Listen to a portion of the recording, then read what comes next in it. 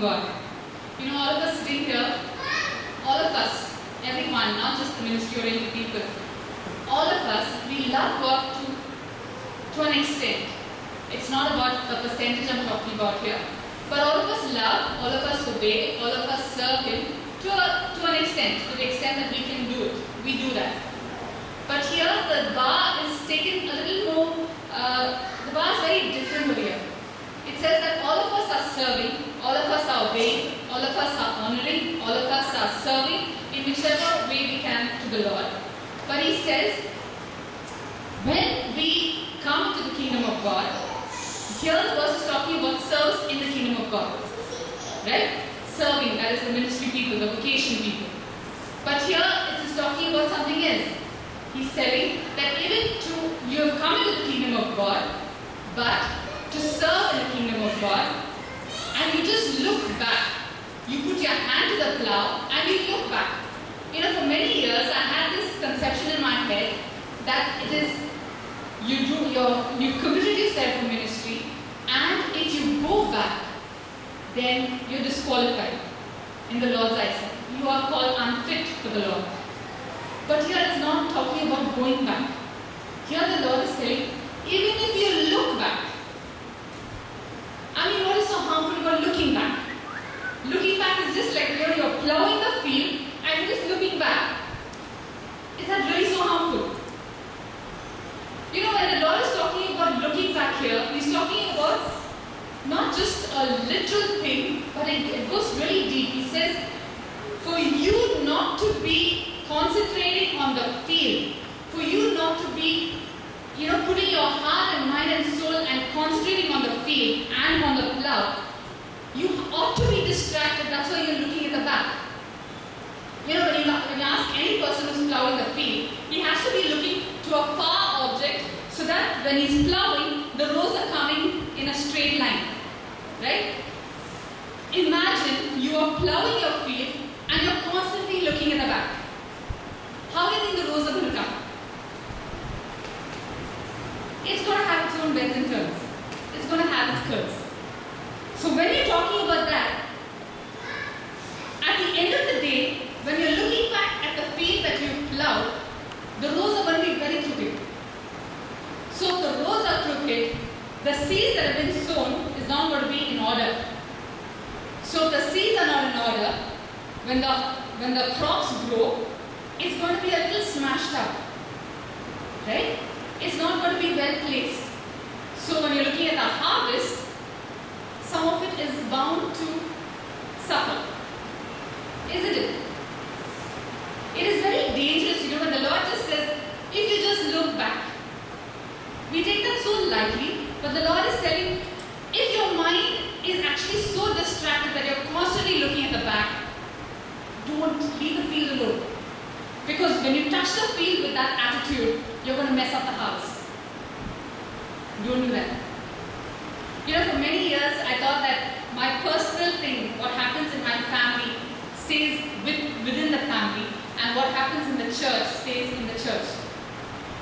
But I've come to realize, I've become wiser over the years, and I've come to realize that whatever happens in me, whatever happens in my family, whatever happens in my house, is bound to affect the church. Bound to affect the church. When the Lord is saying, look back, He's talking about the discontentment that you have in plowing the field. You have discontentment. You're not content with plowing the field. You are the one who chose to plow the field. You are the one who thought you were called for the service. You are the one who thought you were anointed for the service. You are the one who thought you were equipped for the service. You are the one who thought you were answering the big call. And after answering the call, if you are still discontented with what you've taken up, with what you've chosen in the Lord, go back. You don't have to do it. The Lord never forces us to do something. Never forces us. He says, there is a discontentment, go rectify the discontentment. You're not content with when we sign up for ministry, when we sign up for kingdom, when we sign up to be a child of God, when we sign up to be, a vessel of glory for the Lord, we do it with so much of enthusiasm.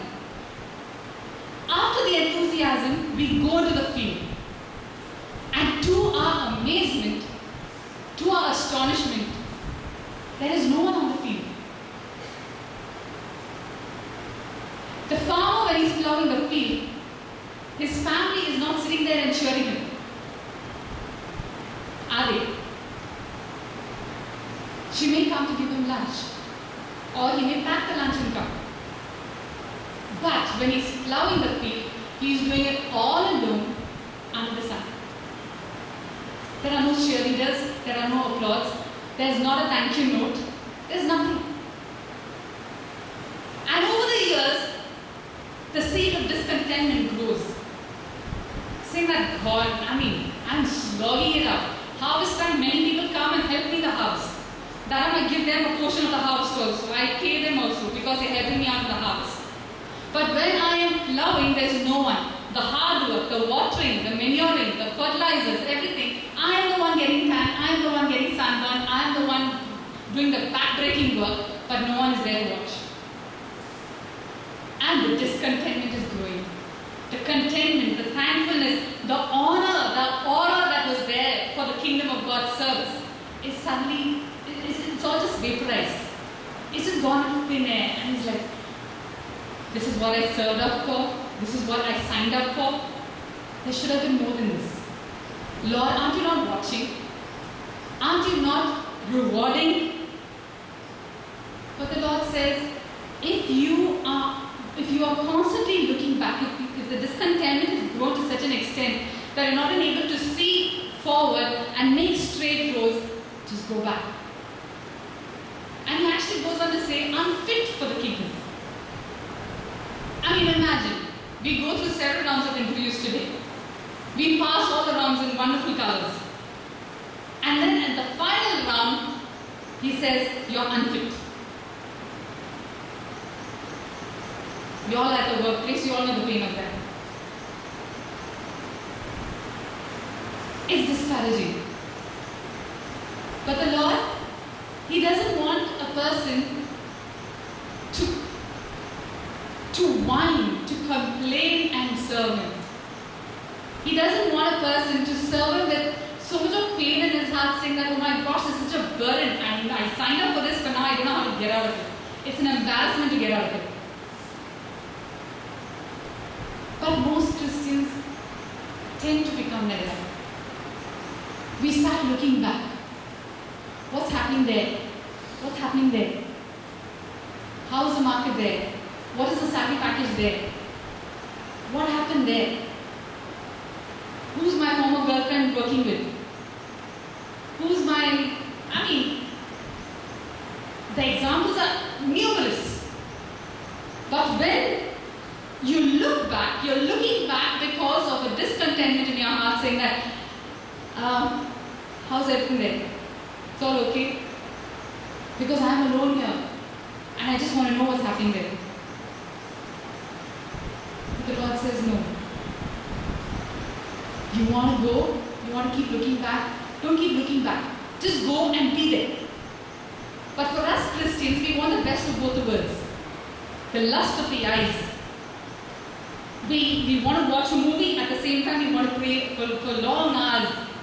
The conflict we have, the lust of the eyes, the desires of the flesh, everything is colliding. And He says, you serve wholeheartedly. I want a passionate servant. Don't serve me looking back. The plow is hard, the plow is heavy, it's a tough work, but there will be a reward in the end. All of us know that. But the time period that we are being tested, none of us want to actually serve that period. The test of time sometimes gets so difficult. The sun is beating so hard that I just want to get it done with. If it's crooked roads, let it be crooked roads. That is our mentality. But the Lord, He looks at the harvest. When He sees a seed, He looks at the harvest. And He says, no, you don't mess up my harvest. I see an Anya, but He sees a harvest through Anya. He looks at it very differently. When He says looking back, it's talking about looking with your sight, looking with your eyes, looking with your emotions. The Christian walk is exactly the opposite of that. When you say looking, You're saying looking by faith. You're looking at the invisible. You're looking at something that is eternal. You cannot see it. And here we are dealing with the temporary. You're dealing with a book. You're dealing with clothes. There are no clothes. There's no food. Salary has to come. Banks have to be paid. EMIs have to be paid. That's all the physical that we look at. We look at by sight. We look at by sight, by feeling, by emotion. My husband ordered me, I am feeling this, Lord. But the Lord is looking at a bigger package. He sees the invisible. He sees the work that he's doing in the husband. He sees the work he's doing on the wife. There was once a situation in my life where I just sat and I cried because I just felt so hopeless. I cried for 4 hours, continuously. I didn't know that I had the strength to cry for 4 hours. I just sat and cried. And then at the end of the day, the next day, I was telling my friend, and I said, you know what? I'm feeling this despair over me and I don't like it. I just feel like crying over my situation. And the next day, a brother comes to me and he says, sister, I got a dream about you. I got a dream that you cut your finger. You know, just a small little cut. You know, with the knife, you just sometimes just cut, right? A small little cut. You cut your finger and you're holding that finger and you're crying so bitterly. And he's looking at me and he's telling, it's okay, sister, there's nothing to worry, it's just a small cut. And as he's saying that, I'm feeling like a total fool. Total fool. Here I am crying out of hopelessness for 4 hours, and the Lord doesn't comfort me. He doesn't give me a verse for encouragement. He just looks at me and he says, stupid fool, you're crying for the small cut. That was a lesson in perception. Let's read this verse. 2 Corinthians chapter 4, 18.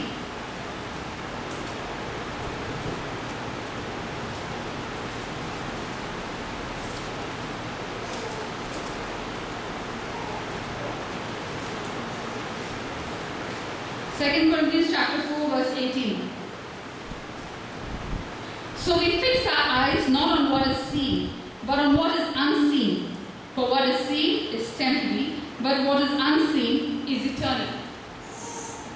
We have an analysis, a judgment of our physical situations, and we think we're doing a very good analysis of our own situations. But the Lord has a very different analysis. He has a very different perception of our problems, of our situations, of our lives. That's why he says, don't look back. Don't look with your eyes. Don't look with your sight. Don't look with your emotions. Don't look with your mind.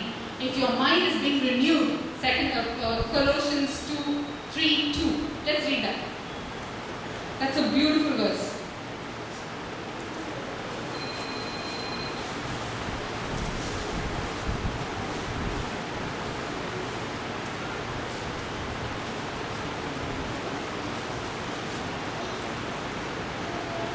Someone got it?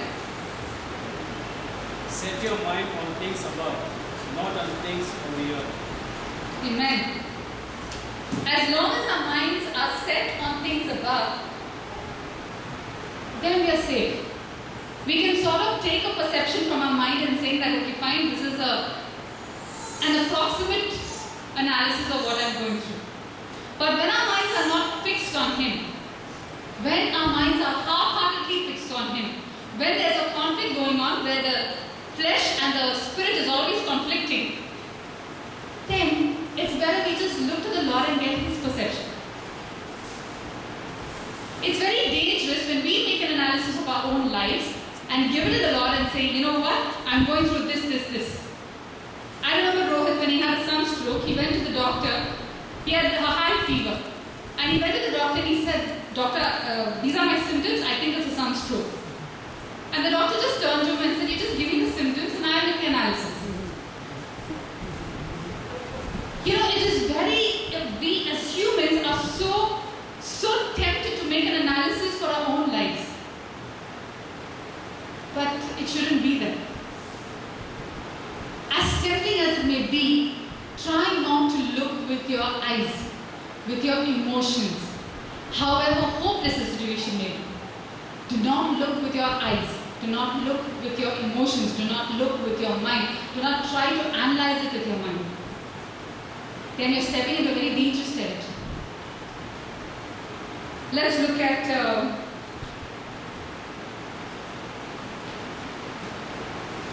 Isaiah 43.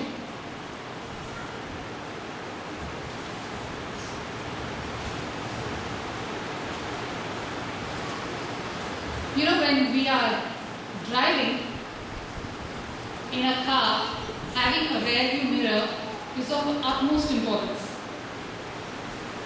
But as a Christian, if we keep looking at the back, it is dangerous. When you're going in a car, it is mandatory that you keep looking at the rear view mirrors while driving, while cutting lanes, while taking a turn. But as a Christian, if you are going to keep looking at the back, looking at how that got hurt, you got hurt, looking at the baggages, looking at what all, at your past experiences. Recently, I heard a godly man give a very experienced counsel to a couple. This couple, a wonderful couple of God. They have fought their way through so many things and they've come together and still, their intimacy is really strong. They're a very good team. The Lord has really brought them together. And this godly man, he comes up to them and he says, "Brother, you need to start keeping secrets from your wife." Is that an experienced counsel? Is that the way the Lord works? Come on. Is that the way the Lord works? But is that the way the world works? I've heard many people tell me that. My own friends and folks said that. You need to keep some secrets to yourself. You don't need to go and tell everything to your husband. Haven't you heard that? The godly man spoke his experiences, spoke his fears. But what it did to the couple was disastrous. They had issues, but they always fought out and they always remained a team. Now, there were no issues, but they no longer remained a team. Each one started going out seeking for friends. What do you think is going to happen? Separation. Discontentment. Why do I have to be married to this man if he's not even my friend? Isn't that the first thing that's going to come? You have a problem, why would I run to my husband? I would run to my friend. So where's the intimacy then? The enemy knows how to sow discontentment in our lives. Sometimes the enemy sows it, sometimes a man sows it. Sometimes we ourselves sow it. And when we do that, we are creating a perfect storm for ourselves. No one else has to do that. This man, he just spoke his experience. But the consequence of that was a family, was a couple, was a team that the Lord is building for His glory. We need to be very careful on how, I started with Isaiah 43. Let's be very careful on how we use the Lord's wisdom. Using the Lord's wisdom, you're very safe at it. But when something is coming from outside, and if it is not based with a Bible verse, it becomes a worldly wisdom.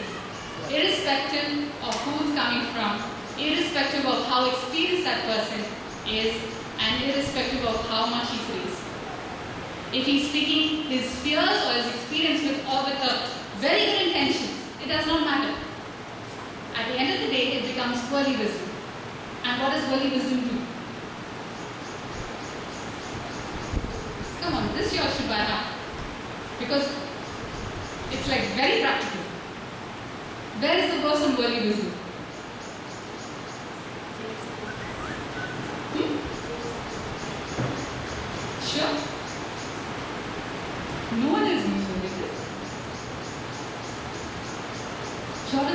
format of the book, remember? Called James. James chapter 3. 3 and verse.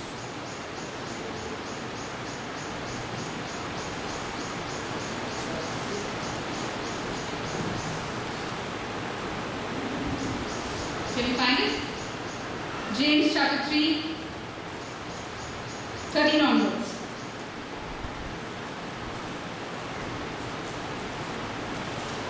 You are there?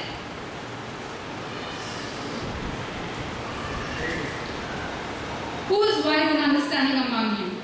Let him show it by his good life, by deeds done in the humility that comes from wisdom. But if you have a bitter envy and selfish ambition in your hearts, do not boast about it or deny the truth. Such wisdom does not come down from heaven, but is earthly, unspiritual, of the devil. For where you have envy and selfish ambition, there you find disorder and every evil practice. Disorder comes when we are discontented with the Lord. Our discontentment normally, we think it is towards a person, towards a situation, towards our job. But no, our discontentment is towards the Lord, saying that you know my problem and still you're not doing anything about it. I am discontented. I do not enjoy my job. I'm discontent with my job, but actually that's not the real thing. The real thing is, Lord, you know everything, but you're not doing anything about it. I am disappointed in you. I am discontented with you. You are not my portion. You are not my portion. There are times when we sing, Jesus, you are all I need. But then when we are practically facing a situation and you're feeling hopeless about it, you're actually telling the Lord, what is happening? Why aren't you doing anything about it? I don't think you're doing anything about it. I don't have the hope that you can do anything about the situation. So over time, you start getting discontented with the Lord. You come to church, you open your Bible, you pray, but the seed of discontentment is there, and over time it is growing. It's becoming a plant, it's becoming a tree, and then you start bearing the fruits. What are the fruits? Fruits of rebellion. Our spouses not content with each other, they blame God for putting them together. After some time, they start rebelling up against their own spouses. They start rebelling against the children. They get disconnected with everything that the Lord has given them. Why? Because they are discontented with the Lord. You promised me a good life. Where is it? You promised me provisions every day. Where is it? And that's where the divine conspiracy happens. You're not doing it for me, I'll go do it for myself. That's where the affairs come. That's where the credit card loans come. That's when debts come. That's when loans come. You go beyond your means to satisfy yourself, satisfy your greed. Why? Because you do not feel that the Lord is capable of fulfilling it. Looking back is dangerous. If the Lord is not your portion and is not satisfying you with all of your needs, if you do not feel that, if you do not believe that, then you're slowly going to start getting discontented. Are you getting me? None of us will talk about it. But sometimes we come back with a loan in our heads. And we're like, well, how did this happen? And then even you wouldn't figure it out. But it all starts because you felt that the Lord couldn't take care of your needs. I cannot live within the salary. Lord, you are not able to provide for me, so I'll go provide for myself. A divine conspiracy. You conspire with your mind, with the enemy, and you take on loans for yourself, saying that I have to provide for myself. You are no more my provider. We will not say it in those many words, but our actions clearly spell out. Amen? Discontentment comes when you start counting your neighbor's blessings instead of yours. I'm looking back and I'm seeing how much they are blessed.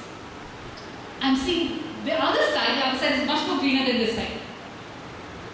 But I'm not able to thank God for my blessing. I'm not counting my own blessing, I'm counting His blessing. You're blessing him so much, why not me? Then slowly it starts building. You're not favoring me, Lord. You don't love me as much as you love this person. A very dangerous place to be. We need to count our own blessings, not the neighbor's blessings. We need to count our own blessings so that our hand is steady on the plough. The more we thank God and count our own blessings, the rows are going to be straight. When you look back and you look at your life, and there's all crooked rows, the house is all smashed, half of it is smashed, half of it is spoiled, then we need to figure out that we've been working by looking back. We've been serving by looking back. The Lord hasn't been faithless. It's not that He's been faithless. The Lord has been faithful, but we haven't been faithful from our side.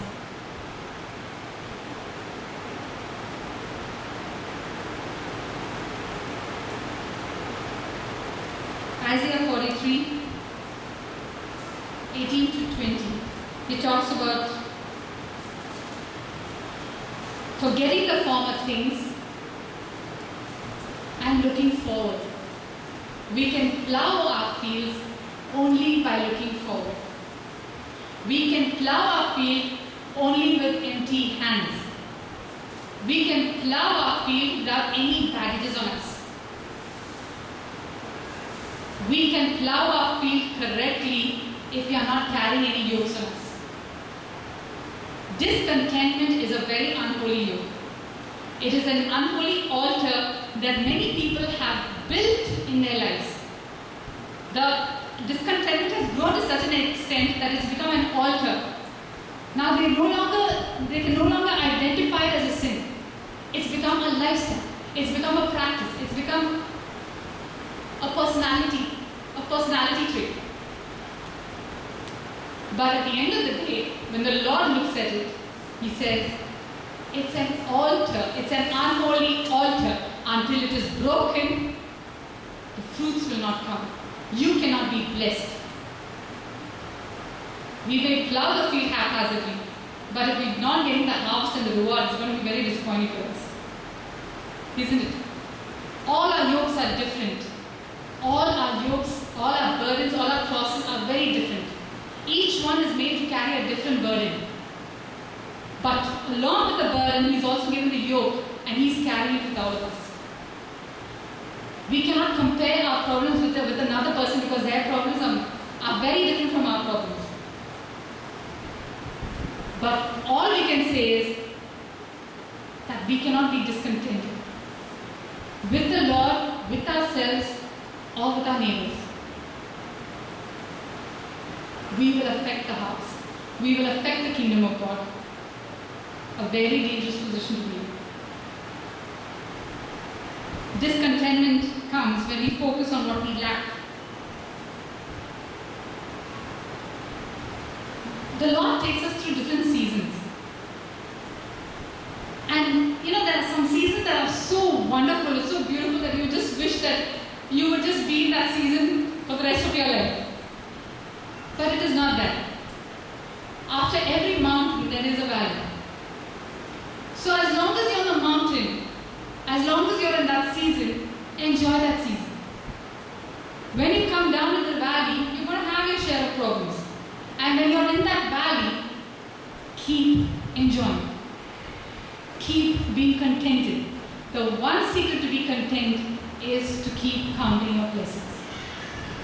Keep counting your blessings. Keep thanking God. That I've heard many Christians say, the old days were better than this.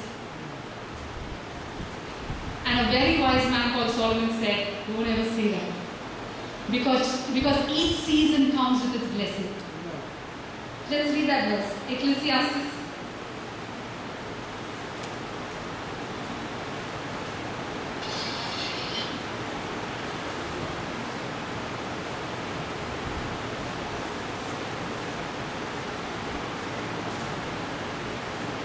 Seven.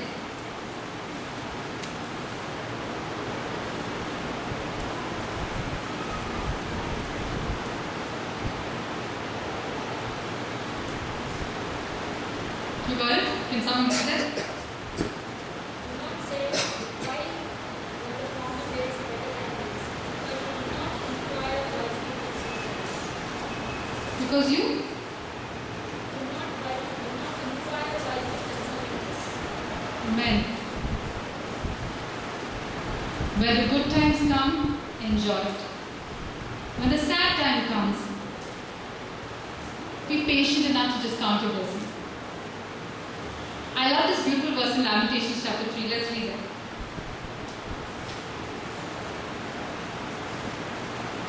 Lamentations chapter 3. It's one of my favorites, and somehow the Lord loves to take me through that once in a while.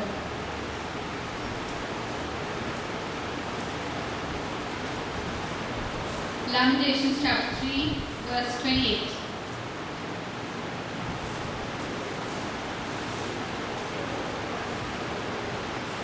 '28, 29.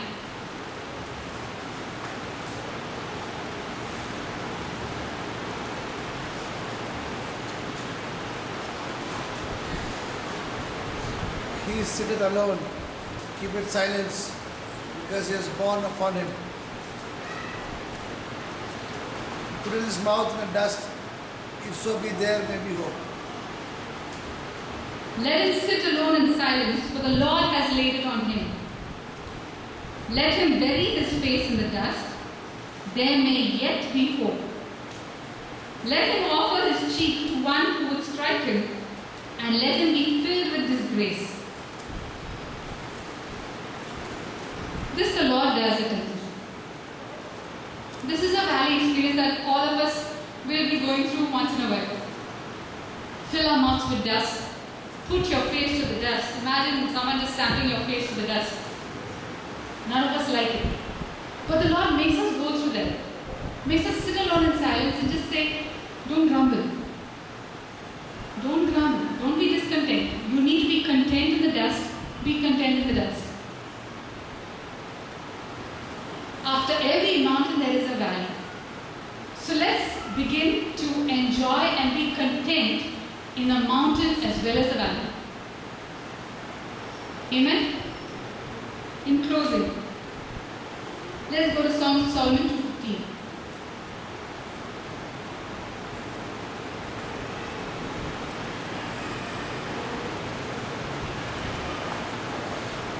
Take up for the foxes and the little foxes which do damage to the vines. The vines have young grapes. Catch for us the foxes. Little foxes spoil the vineyard. Little foxes spoil the vineyard. You know, as Christians, we have three ways of looking at this, looking at our lives. We can either look at our lives as I am the Lord's vineyard, where He's working on me, pruning me, and He's the gardener. He's working on me, pruning me, and taking out the fruits from me. That is one way of looking at it, where I am the vineyard. Another way of looking at it is where you are taking care of God's vineyard, where He has called you for His service, and you are taking care of God's vineyard, God's kingdom. Another way of looking at it is where you are a fox. Sometimes we become foxes for our own vineyards. We sow seeds of discontentment, disappointment, where we use the spirit of grumbling instead of the spirit of joy. We do so many things, and the fruit of all that is rebellion against God. So we need to be really careful on what we do. If we are looking back, break that unholy altar today. Do not let it become a personality trait in our lives. It should not be part of us. It is unholy. Totally unholy. Be content with what the Lord has given. Our eyes are supposed to be fixed on the Lord. Colossians 3:2. As long as our eyes are fixed on Him, we will be safe. The roads will be in line. It will be straight. But the moment we keep looking back, looking at our friends, looking and comparing, counting other people's problems, our roads are going to be crooked. Even though we may think that we're not doing any big sin, we are committing a sin. And we start bearing the consequences of that sin. Amen? When our hand is to the plow, all of us, our hands are to the plow. We are all called to put our hands on the plow. We are all anointed, edified, equipped, called by God to put our hands on the plow. And we've already taken the decision to do that. And our hand is on the plow. But when we are plowing, let's remain focused on just being straight. Looking ahead, not looking by sight, not looking with the spirit of despair, not looking with our eyes, not comparing and contrasting, but looking straight ahead and saying that God, I don't care what is happening on the other side. I'll just look ahead and walk. Amen? Let's pray.